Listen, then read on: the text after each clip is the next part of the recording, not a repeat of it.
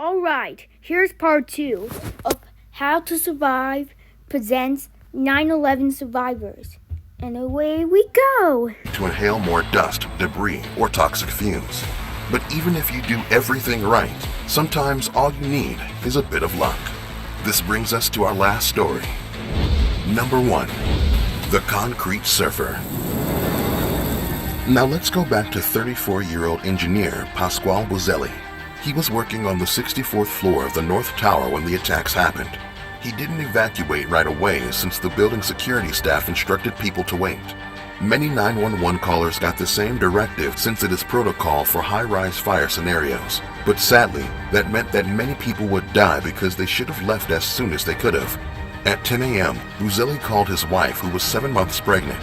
He said not to worry because he and his fellow employees were about to head down stairwell B.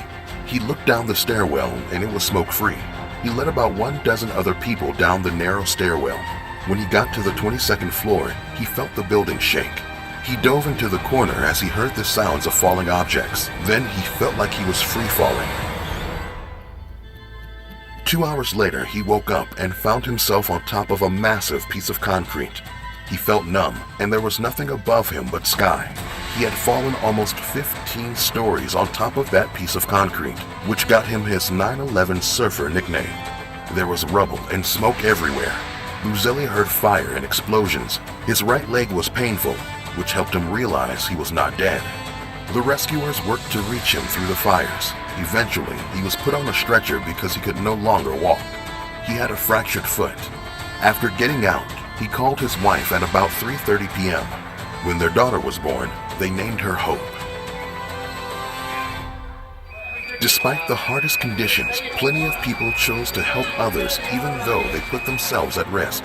Many did not survive, but will always be remembered as heroes. Now after 9/11, you are less likely to be a victim of such massive terrorist attacks. But a high-rise fire is something that can happen any day. And we have tips to help you make it out alive here on How to Survive. Alright, thank you for watching. Bye!